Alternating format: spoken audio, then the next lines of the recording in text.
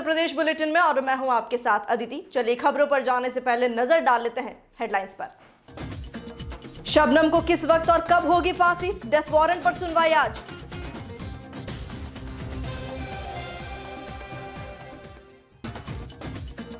चौंतीस वर्षीय युवक का मिला शव, इलाके में फैली सनसनी।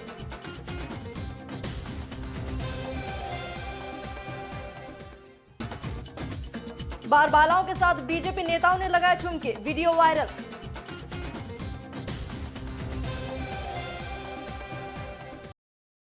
अब खबरें विस्तार से।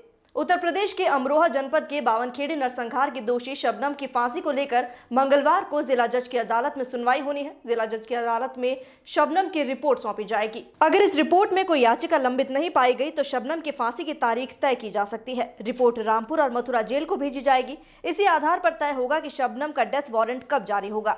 डेथ वारंट जारी होने के 10 दिन के अंदर शबनम को फांसी दे दी जाएगी। गौरतलब है कि 14-15 अप्रैल 2008 के दरमियान रात को शबनम से अपने प्रेमी सलीम के साथ मिलकर अपने ही परिवार के 7 लोगों की कुल्हाड़ी से काटकर हत्या कर दी थी। खबर कासगंज से, जहां गंजडुंडवारा नगर में आज रेलवे रोड पर समाजवादी पार्टी के कार्यालय पर मासिक बैठक हुई, जहां मुख्य अतिथि के रूप में जिला महासचिव हजरत उल्लाह शेरवानी और राष्ट्रीय प्रवक्ता अब्दुल हफीज रहे। वहीं नगर के अध्यक्ष तारिक मंसूर ने सभी लोगों को फूलमाला पहनाकर और शॉल ओढ़ाकर सम्मानित किया। साथ ही कुछ लोगों को समाजवादी पार्टी की सदस्यता ग्रहण कराई, उन्हें नियुक्ति पत्र देकर सम्मानित किया गया। वहीं भाजपा को छोड़कर समाजवादी पार्टी में दामन थामने वाले संजीव कुमार साहू ने बताया कि भाजपा पार्टी झूठों की पार्टी है। उन्होंने बताया कि भाजपा सरकार कहती कुछ और है, करती कुछ और है, जिससे देश की जनता परेशान है।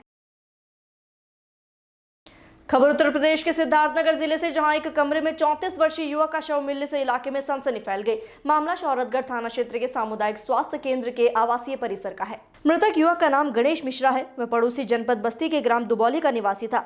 मृतक गणेश मिश्रा शौरतगढ़ सामुदायिक स्वास्थ्य केंद्र में कार्यरत स्टाफ नर्स मधु का पर्सनल ड्राइवर था और मधु को आवंटित आवास के एक कमरे में रहता था।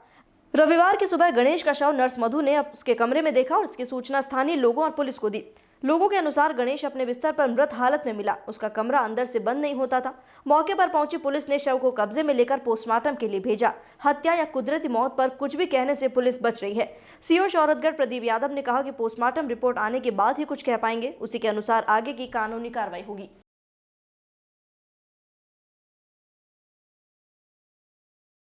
थाना शौरतगढ़ अंतर्गत सीएससी शौरतगढ़ परिसर में एक स्टाफ नर्स के driver Ganesh Mishra son of Dinesh ग्राम दुबौली वाटरगंज बस्ती के जो रहने वाले थे, उनकी आज मृत अवस्था में कमरे में बॉडी मिली है। पोस्टमार्टम पश्चात कार्रवाई की जा रही है। आगे की विधिक कार्रवाई के अनुसार प्रथम टेस्ट क्या लग रहा है सर? पोस्टमार्टम की कार्रवाई के बाद ही कुछ बता पाएंगे। खबर जौनपुर से, जहां एक तरफ बीजेपी महिला बचाओ का नारा देती है तो वहीं दूसरी तरफ भाजपा पदाधिकारी गाने धुन पर बारबालाओं के साथ जमकर ठुमके लगाते हैं, जिसका वीडियो अब वायरल हो गया है। ठुमके लगाने के दौरान किसी और के बीच में आने से नाराज नेताजी की दबंगई 7वें आसमान पर पहुंच गई। एक युवक को खींचकर मंच से धकेलने का वीडियो इन दिनों तेजी से वायरल हो रहा है। इस वीडियो में भाजपा जिला कार्यकारिणी सदस्य नरेंद्र उपाध्याय और मंडल महामंत्री खुटहन राजू सिंह स्टेज पे बारबालाओं के साथ ठुमके लगाते नजर आ रहे हैं। सपा के पूर्व प्रदेश अध्यक्ष पिछड़ा वर्ग प्रकोष्ठ चौधरी लौटन राम निषाद अयोध्या पहुंचे, जिन्होंने प्रदेश और केंद्र सरकार पर जमकर निशाना साधा। चौधरी ने कहा, यूपी में लगातार जंगल राज कायम हो गया है। वहीं निषाद समुदाय की समस्या को लेकर उन्होंने कहा कि निषाद समुदाय के लोगों द्वारा नाव चलाकर अपना जीवन यापन करते थे, लेकिन योगी आदित्यनाथ की सरकार ने इन सभी की जीविका को हटा दिया है।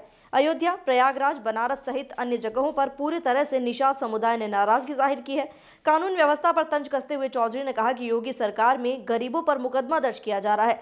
इसी कड़ी में किसान बिल को लेकर निषाद ने कहा कि सरकार पूरी तरह से गुंडई का रवैया अपना रही है। जो किसान अन्नदाता माने जाते हैं 90 दिन से ज्यादा हो गए हैं आंदोलन पर बैठे हैं, लेकिन कोई नहीं सुन रहा।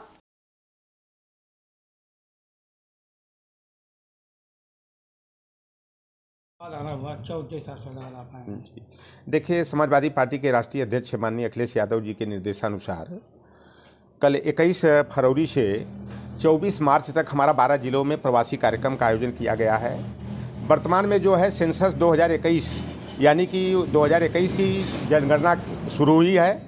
हमारी जनता को जगाने के लिए और सरकार पर दबाव बनाने के लिए कि सेंसस 2021 में जातिवार जनगणना होनी चाहिए। बड़े दुर्भाग्य की बात है कि ब्रिटिश हुकूमत ने सर्वप्रथम 1881 में हर जातियों की जातिवार जनगणना कराया था और अंतिम बार 1931 में जातिवार जनगणना हुई थी, लेकिन इसके बाद कभी भी ओबीसी की जनगणना की रिपोर्ट को उजागर नहीं किया गया। हमारी केंद्र सरकार से मांग है, जैसा कि राजनाथ सिंह जी जब गृह मंत्री थे तो 2019 में उन्होंने सेंसस कमिश्नर और जनगणना विभाग के अधिकारियों को दिल्ली में बुला करके उन्होंने कहा था कि सेंसस 2021 में जातिवार जनगणना कराई जाएगी और ओबीसी की इतनी त्वरित गति से जनगणना कराई जाएगी।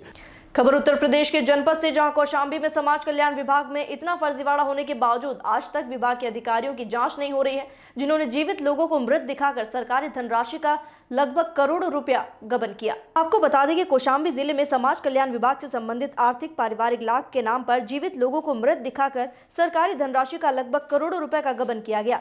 यहाँ तक कि जिन लोगों को अभी तक मृत दिखाया गया है उन लोगों को भनक तक नहीं चली कि उनके नाम का मृतक आश्रित का पैसा निकाल लिया गया है। कुछ लोगों को यह भी मालूम नहीं है कि उन्हें मृतक दिखाया गया है और न जाने कितने इस तरह के लोग हैं जिन्हें मृत दिखा दिया गया।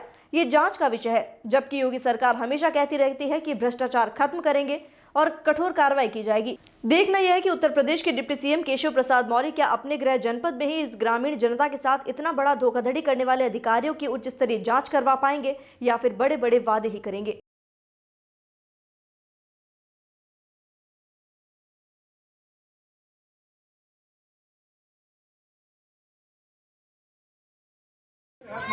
सुषमा। आपके पति का नाम? किस ग्राम सभा से हैं? रक्सवारा। आपके पति को मृतक दिखाया गया है, आपको इसके बारे में जानकारी है? नहीं सर, हमको कुछ जानकारी नहीं। आपको कोई जानकारी नहीं? शासन प्रशासन से आप क्या मदद चाहती हैं? हम उनका जेल पहुंचाने का। जो आपके साथ ऐसी धोखाधड़ी किया है उनके खिलाफ कठोर कार्रवाई हो, ये आप प्रशासन से मांग कर रही हैं? हाँ हाँ, मांग कर रहे हैं। ग्राम पंचायत हकीमपुर में पारिवारिक लाभ में कुछ शिकायतें प्राप्त हुई थी, उसका सत्यापन करने के लिए जिला मुख्य विकास अधिकारी द्वारा जो है एक टीम गठित की गई थी, जिसमें जिला विकास अधिकारी, मुख्य पशु चिकित्सा अधिकारी और लेखाकार अशोक कुमार सिंह, 3 लोगों को जो नामित किया गया था। आज हम लोग मौके पाकर एक एक करके सत्यापन किए गए हैं। 15 लाभार्थियों का सूची दी गई थी, जिसमें 2 मृतक हैं, 13 जो है जीवित पाए गए हैं, जिनका जो है पारिवारिक लाभ इनको जो है निकाल कर ले लिया गया है। सर एक मिनट सर, इसमें आप मानते हैं सर धांधली हुई है समाज कल्याण विभाग द्वारा या कर्मचारियों विभाग द्वारा? भाई देखिए, ये जो पारिवारिक लाभ होता है वो मृतक को मिलता है। जी जी। चूँकि ये जितने लोग हैं वो सब जीवित पाए गए, तो इससे क्या साबित होता है अंदाज़ा लगा सकते हैं आप। जी जी जी। धन्यवाद। आपका पारिवारिक लाभ के तहत पर पैसा निकाला गया, क्या आपको इसके बारे में जानकारी है? हमको नहीं जानकारी। आपको आपके पति को मृतक दिखाया गया है? नहीं, हमारे पति जिंदा हैं। आपका नाम? हीरामणि। आपके पति का नाम? ओम प्रकाश। किस गांव से हैं? इटैला गांव से। आप पैसा नहीं पाए हैं? बहन जी, आपका नाम? कांति देवी। आपके पति का नाम? राम प्रकाश। जो आपको पति को मृतक दिखाया गया, इसके बारे में आपको जानकारी है? नहीं।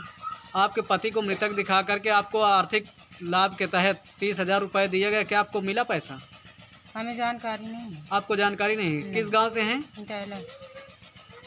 अब खबर बिहार के बेगूसराय से, जहां आईएसएफ के राष्ट्रीय कार्यकारिणी सदस्य अमीन हफ्जा ने बेगूसराय सदर डीएसपी राजन सिन्हा से मुलाकात की और कहा कि अगर बीरपुर थाना उस वक्त छानबीन करता तो निश्चित तौर पर मीनाक्षी की जान बचाई जा सकती थी, लेकिन बीरपुर थाना पुलिस की निष्क्रियता की वजह से मीनाक्षी की जान चली गई और अपराधी खुलेआम घूम रहा है। उन्होंने कहा कि देश भर में बलात्कार की घटना बढ़ गई है। बेगूसराय जिले में अपराधियों का बोलबाला हो गया है। आम जनता खौफ के माहौल में जी रही है। बढ़ते अपराध पर अविलंब जिला प्रशासन अब अंकुर लगाए। जिला मंत्री किशोर कुमार और कोषाध्यक्ष अमरीश कुमार ने संयुक्त रूप से कहा कि देश की छात्राएं, महिलाएं वर्तमान समय में बिल्कुल असुरक्षित हैं। हम इस प्रतिनिधिमंडल के माध्यम से सरकार से मांग करते हैं कि रेप जैसे जघन्य अपराध करने वाले अपराधियों के खिलाफ सरकार ऐसा कानून बनाए जिसे सोचकर भी इस तरह का कुकृत्य करने वाले व्यक्ति इस तरह की घटना करने के लिए 100 बार सोचे, तभी इस तरह की घटनाएं रुक सकती हैं।